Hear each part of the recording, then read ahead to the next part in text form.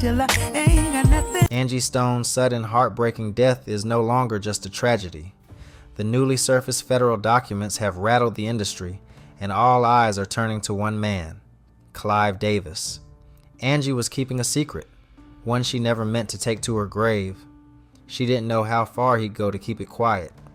Keep watching, because it's just the beginning. Angie Stone, a powerhouse of soul and resilience, gave everything to the music industry: her voice, her story, her soul. But behind the spotlight, she carried a suspicion that Clive Davis, the mogul she once trusted, had been bleeding her dry, emotionally, financially, and creatively. She wasn't just overlooked, she was used.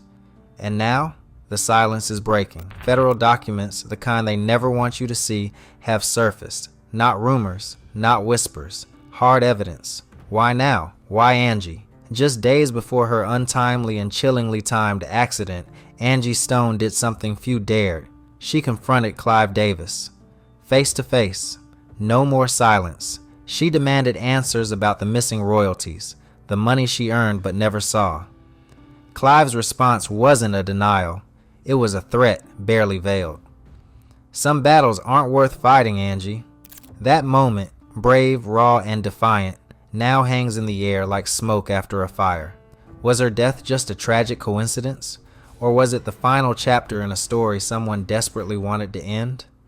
But there's more. Close friends are now breaking their silence, saying Angie had been terrified. She spoke of people following her. She knew something wasn't right. And yet, when the news broke, the mainstream media rushed to slap a label on it. A road accident. Quite convenient. The music industry is reeling after explosive leaked documents. What the world once brushed off as a heartbreaking accident is now being re-examined under a far more sinister light. Not just a tragedy, but a calculated, cold-blooded murder.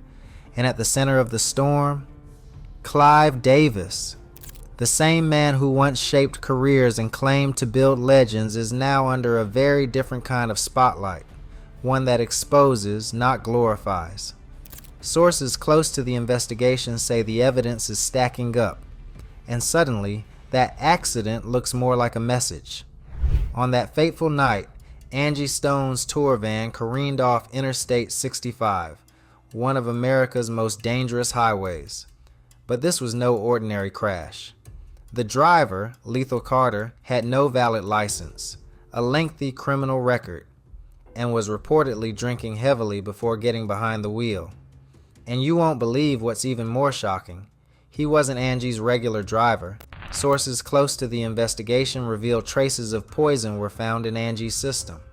Was this a tragic accident, or an expertly staged hit designed to look like reckless driving?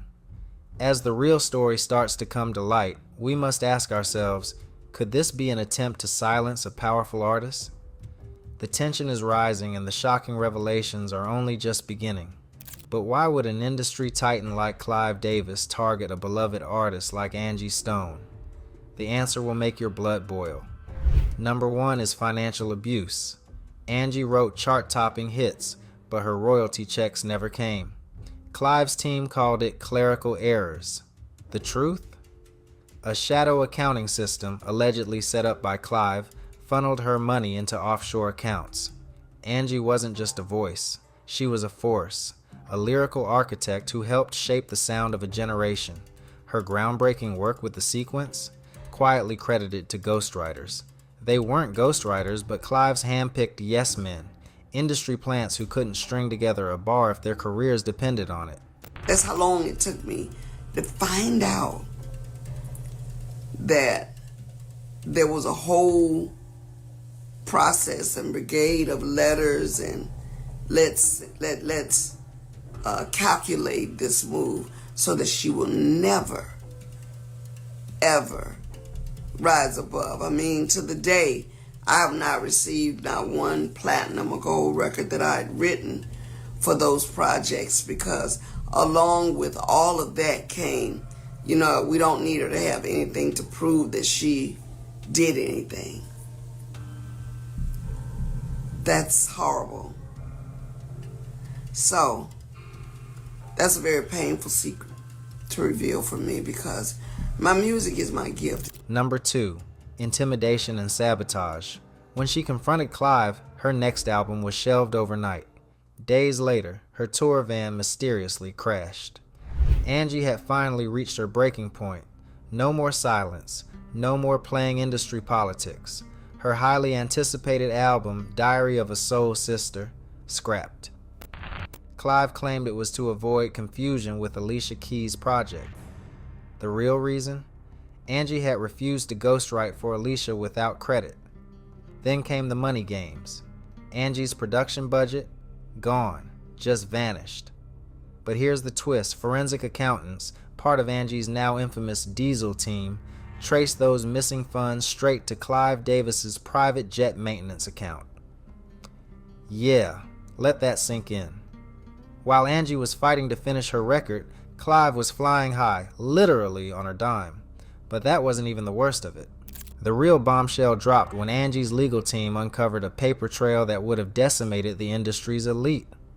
Angie's entire musical catalog, every song, every credit, every cent of her royalties, had been quietly funneled into a shell company called Melody Holdings. But when people dig a little deeper, the company was controlled through offshore trusts by none other than Clive's longtime attorney. Now, court documents show the final transfer, the outright theft of Angie's life's work, was completed just 48 hours before her accident. Coincidence? The FBI doesn't think so. And just when Angie was about to blow the lid off everything, signing a Netflix deal for her tell-all documentary, the lights went out. They thought they buried the truth with her. But they forgot one thing. Angie left a trail, and now the world is watching. 3. Criminal conspiracy. Angie had video proof of Diddy's parties and a signed affidavit linking him to Biggie's murder. That evidence vanished the night she died. Coincidence? Not a chance. Those close to her say she kept copies, but after her death, those copies? Gone. This wasn't random. This was all planned. Angie had the receipts. Disturbing footage from Diddy's alleged freak-off parties where underage victims and artists were lured, drugged, and used. She had names, she had timestamps, and she had a sworn statement from a former bad boy bodyguard who laid it all out. Diddy gave the order. Biggie was about to go public and they couldn't let that happen. With her documentary producer fleeing the country and the FBI agent on her case being abruptly reassigned, every piece of evidence vanished into thin air. Angie knew what she was sitting on. She wasn't reckless. She was ready. She told friends and was already going public that the world needed to hear the truth about Diddy, Clive, and the machine behind them. The narrative?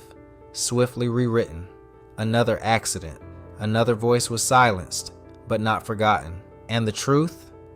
It's rising to the surface. Not another Angie Stone will be silenced to death. And what's even more disappointing about the media is that every major outlet ran the drunk driver narrative within hours of the crash. But leaked emails show Clive's PR team had pre-written statements ready to go before the accident even happened. How did they know? What is the missing final piece that will bring the whole story together? The van's black box mysteriously malfunctioned. The toxicology report disappeared, and Lethal Carter was suddenly transferred to a maximum security prison where he committed suicide. How convenient. The leaked documents have sparked outrage, but will it be enough to bring down one of music's most powerful figures? As investigations continue, the questions surrounding Angie Stone's death linger. Was her last phone call with Clive Davis a pivotal moment? Will her family ever receive the justice they deserve? Angie's family continues to demand answers. Her fans are flooding social media with hashtag Justice for Angie. But in an industry built on burying the truth, can real justice ever be served? Angie once said, "They can steal my money, but they'll never steal my story." Now that story is out, and the world is finally listening.